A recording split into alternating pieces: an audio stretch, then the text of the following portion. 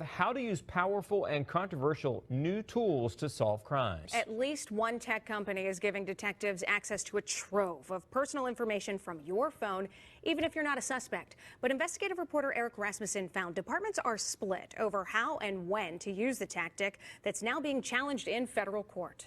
Until recently, police first needed a suspect before they could go get a warrant to track that person's phone. Now they're using a digital dragnet to attempt to identify every phone that happened to be at or near a crime scene. While some departments are reserving that tool for cold cases, we found at least 2 in the metro frequently sweeping up sensitive personal phone data, even for crimes like burglaries. In just over a minute in the middle of the night, It was really bad. these 3 burglars took store owner Sari Flaja for thousands. I was really angry, upset.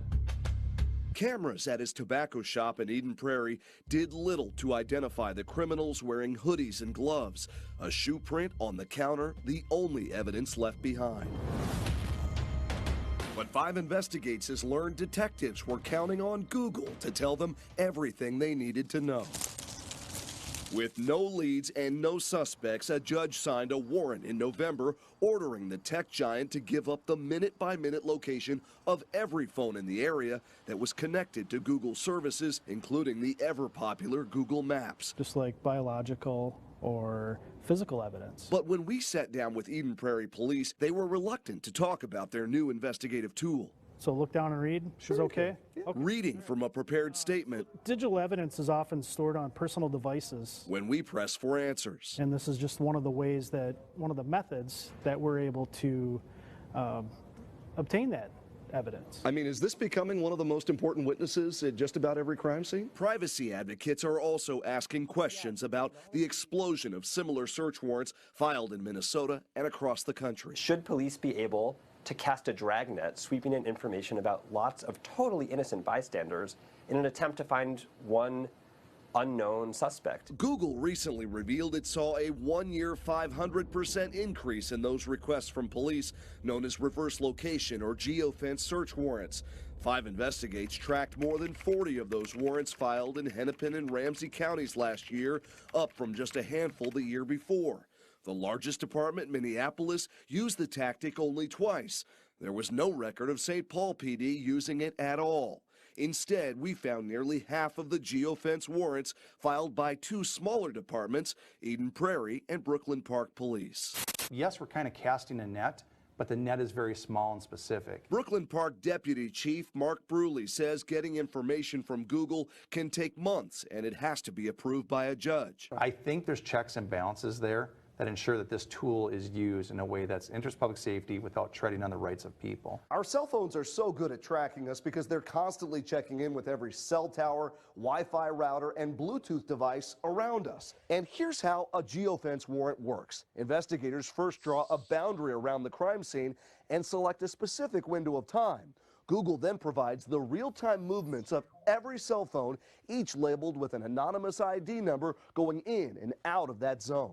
What if that ropes in a church or an AA meeting or a doctor's office? Yes, so 2 answers I would have for you. One is that's why we should narrow it down as much as possible. We're not getting people's identity. We're not getting people's bank accounts. We're not getting people's names.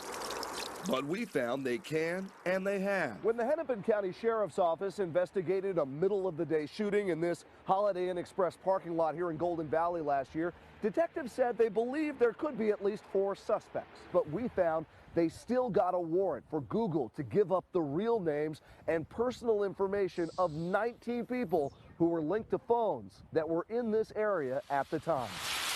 We tried to ask how that might invade the privacy of innocent bystanders, but the sheriff's office declined to comment, citing an active investigation. Does that raise questions for you? It absolutely does, and that's part of the reason that I'm skeptical of this back-and-forth process between the company and police. Nate Fried-Wessler is a staff attorney with the ACLU Speech Privacy and Technology Project in New York. What we have here is an investigative power that has never existed in the history of humanity. Wessler and others now closely following a federal bank robbery case out of Virginia. When surveillance images didn't immediately lead to a suspect, investigators narrowed down Google location history from 19 phones to eventually charge this man, Okello Chatry, with the crime. In a first-of-its-kind motion to throw out that evidence, Chatry's lawyers called it a modern-day incarnation of a general warrant prohibited by the Fourth Amendment, which protects against unlawful search and seizure. For example, a piece of paper that purports to allow police to bust down every door in a neighborhood looking for a particular suspect. It is not lost on us that there is a privacy concern here. Crystal's Deputy Police Chief Brian Hubbard says those privacy concerns are at least part of why his department has only filed 2 geofence warrants so far. And so we have to weigh that against the public good of we have crimes to solve. None of the 17 agencies we contacted reported having a policy on geofence warrants, and we found several departments using the controversial tool for nonviolent crimes, including burglaries, theft, and fraud. Some police we spoke to compared the high-tech tactic to traditional canvassing. If we had, a major crime out in the street, we'll knock on every door in that street, talk to all the neighbors about what they've seen, what they. But doesn't knocking on the door stop short of going into somebody's pocket and seeing their phone? Yeah, and and I think that's why we're here today. This is tools of the 21st century. This is a change. This is a good step, honestly. Sorry, Flyja says he just wants the people who broke into his store to be caught. If you didn't do anything wrong, I don't think you have to worry about anything. Now, just this week, Eden Prairie Police told us they inactivated the case of that tobacco shop burglary due to a, quote, lack of suspect information, even though they say they did get at least some information from Google. Now, the company has not responded to any of our requests for comment, but in that Virginia bank robbery case, Google said location history information provides a, quote, intimate window into a person's life, letting the government travel back in time to track where they go.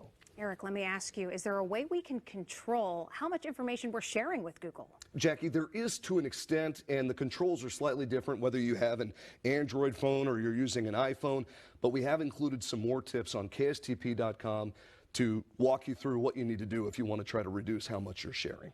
Definitely good information. Fascinating story here, Eric. Thank you.